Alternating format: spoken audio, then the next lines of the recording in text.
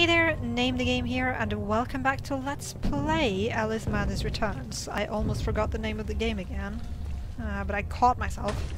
Ha! How about that? And we are in a different section of the game. The breakable things are not snail houses anymore, they're kettles. Not kettles, but teapots. Or whatever you want to call it. We have a lot of broken teapots here. Kind of crazy. And that, for those of you who have played the previous game, that up there is the symbol of the Mad Hatter. So we are entering his whereabouts now. And speaking of symbols, I kind of wanted to talk a little bit about the symbols on Alice's dress. I know for a fact that... Oh, hey! Oh, that's kind of cute. Is there a kind of her idle animation, I guess? I know for a fact that one of them is the symbol... I think it's the symbol of Jupiter. I'm not sure which, if the other one is something else. That it might be. Don't quote me on that, but I think it could be a symbol of another planet. Either it being Mercury or maybe Pluto. Is Pluto... does Pluto still have a symbol? Or is Pluto, like... Do they have a symbol still? Anyways, not really important. What's important here is these guys that dodge your pepper shots. It's actually kind of obnoxious, but they die. Oh hey, they die pretty easily. And if you use the Vorpal Blade on them, super fantastic. You can you freaking decapitate it, dude. Don't you dare, sir. While I'm freaking killing your friend. And here we have the upgraded version of these things. Yeah, Alice we know she can dodge. We've done that before. Not dodge enemy attacks, but we have dodged. You wanna attack me? So what you have to do with this guy is he's got a shield. He's got like a teapot lid or something as a shield. Which is actually kind of hilarious. I like that gimmick, almost not gimmick, but attention to detail, I suppose. I'm just checking for secrets. I don't want to miss anything. Is that? Wow. Petrified freaking cog in the rock. Oh hey! More of you guys! More of you dudes to kill! These guys are actually kind of obnoxious. Ow! Hitting me with your freaking spoon? Not nice at all. See, like that? Decapitation. Awesome. Okay, and I see one of those. Oh hey, another one of you guys. Let me just deal with you quick before the other one shows up. Hey sir, you wanna attack me? Sweet. What you have to do is you have to let him attack you, or try to attack you first. And then dodge out of the way, and then finish him off, because otherwise he'll just block you with his shield. And it's a little tricky to do. I kind of made it look really easy, but trust me, I've played this stage like 6 times or something. I've had some weird issues with this game in that it just randomly crashes from time to time, so I've played the first part of this game up until this place and a little bit further several times. It's actually kind of annoying. I really hope I've sorted out these the issues that just randomly showing up issues. And this here, I think this is actually kind of awesome. This here, the robot thing, or the rusted up heap of junk here, is actually an enemy from the first game, and it was one of the Hatter's creations. And I guess if you play through this game, you're like, well, aren't these things gonna show up? What happened to them? Why does he have madcaps now, you know? But here you have an image of a madcap controlling those things, which I think is a kind of cool reference, or not reference, but just explanation as to why those robots are not in this game, which I'm super thankful for, because those robots super difficult. And I'm just using shrink sense here to just make sure that I don't miss anything, and I'm just being stupid now because yay me. Oh, I remember when I previously played through this, I heard a freaking madcap doing his obnoxious voice all around here, and I was like, oh my god, where is he? I know I've taken out all of them, because otherwise, hey!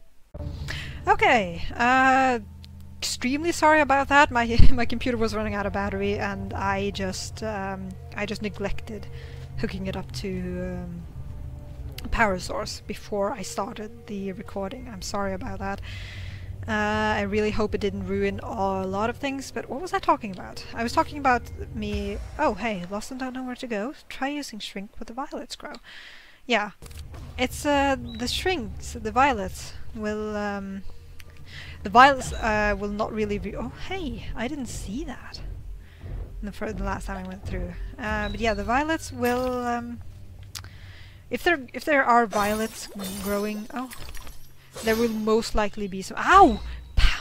Pouncing me, sir! Dude! Impolite much. Jesus Christ.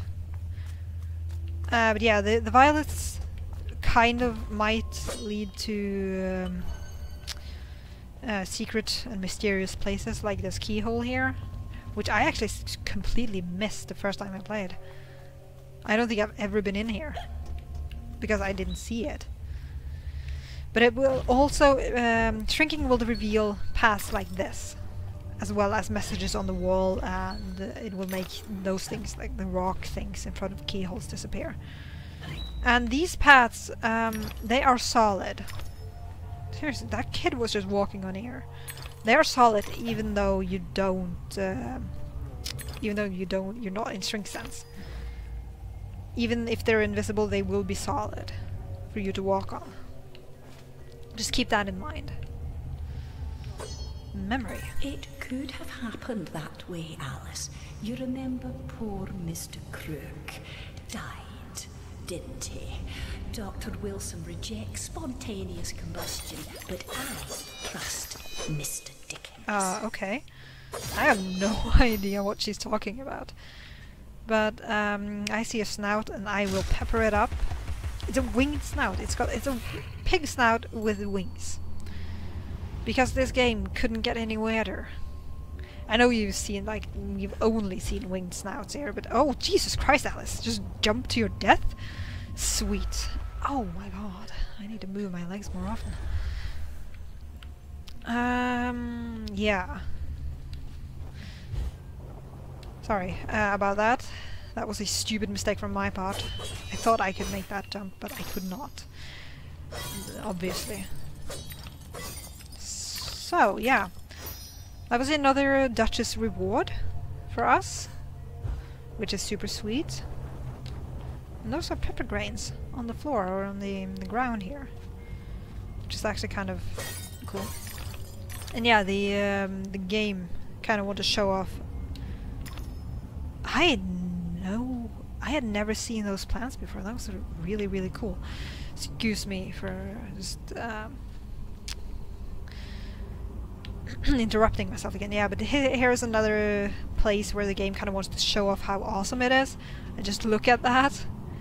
It is absolutely amazing. God, I want to live there. Can I live there, please?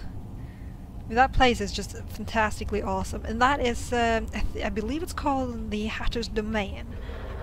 But right now we don't have any means of getting there, so let's go over here and figure out how to deal with this. And this is a kind of strange way to call a cable car, but you know, I'm not judging. And oh wow, those are like kettles up in the mountains spewing out tea and stuff. And this level, in my opinion, is actually. I'm gonna say this about every single level in this game, because every single level in this game has something that I really, really like. But this might be one of my favorite levels in this game, and trust me when I'm telling you that I'm gonna say that about every single almost as I remember it. Level in the game. As you know better than most, can be deceiving, Alice. Hello, cat. Much has changed since your last visit. Dr. Bumby says change is constructive, that different is good. Different denotes neither bad nor good, but it certainly means not the same. Find the Hatter, Alice. He knows more about different than you. But does he know more about the difference between bad and good? Making friends, Alice. You're as randomly lethal and entirely confused as you ever were. I've managed without you so far, Cat. Return to whatever hovels home to you. I'll call if I need you. Predictably rash. It's not a question of if, Alice, it's when. Now hold on, and as they say, shut up. So typical. Oh. Once again, I really like the Cheshire Cat. That is a Cheshire Cat, by the way. I don't think I ever said that. I pointed that out, but that is a Cheshire Cat. I've made more graceful entrances. I suppose I must be grateful nothing's Except broken. for, like, the giant ass hole in the wall in the cable car. But I guess she is talking about herself and not like the surroundings. But yeah, the game was going to teach us about the vents.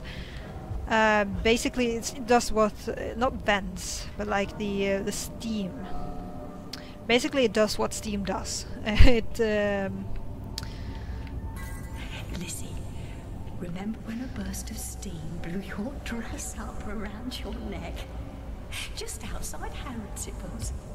Fortunate your undergarments had been laundered. Yeah, it does what steam. It does what steam does.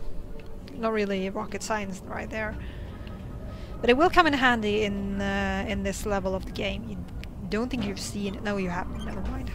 You haven't. But I was actually thinking about, you know, I am going to going up here and killing this guy who's kind of patiently waiting for me over there. I kind of wish I could that Alice was as badass as using the pepper grinder on those steam vents, but she is not, which is actually kind of sad. But anyways, let's jump over here. Not go into aiming mode. Not aiming mode. What's it called? It's not called aiming mode. But as you could see, there were platforms. Invisible platforms. Try to land on it. There we go. I remember having so much trouble with the platforms, the jumping between platforms in this section when I first played it. It's not really difficult. It's just the platforms move, and sometimes it will move just as you jump over to it, and you will be like, "Hey, wait! I wanted to get on there," and it will just no. It will just be like, "No, you're not allowed."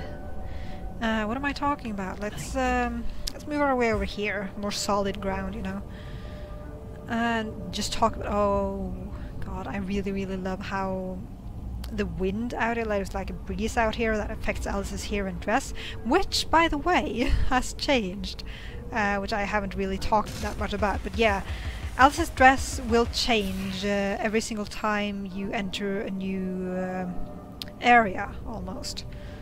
So this is the first change to her dress. Like when she's like in Wonderland Overworld almost, she will have, or more like in between theme levels, she will have her regular blue and white dress. But the moment she enters like the Hatter's Domain or later levels, her dress will change. And I think that the creators of this game, they had intended her to change dress every time she changed a weapon. We have 2 weapons right now. Game? Jesus Christ, don't scare me like that, dude. Let's deal with this guy real quick. But yeah, she was supposed to change a dress every single time she changed a weapon. So the Vorpal Blade would have one dress, and the Pepper Grinder would have one dress, and there are later weapons that would have their own dress. But I guess it was difficult to animate, I suppose. I can see issues sprouting out of trying to do that, but it's a cool concept. It's kind of sad that it didn't work, but I'm actually kind of happy that they decided to change it to her changing a dress every time she entered a new domain, but like world level, whatever you want to call it. Alice, get out of the thing. There's moss growing on this thing. It's because there was a violet there. So let's interact with the lever. And I really love how steampunkish this entire level looks, and her dress as well. It's just, oh god, her dress is gorgeous. This, I think I can say with utmost certainty that this is my favorite dress in the entire game. I really love the other dresses, and those are roasting dodos? What the hell? No, seriously. Ew. What are they doing with them? Yeah, there are some gorgeous dresses in the later... Hello, sir! In the later game and later levels of the game, and some of them are really fantastic.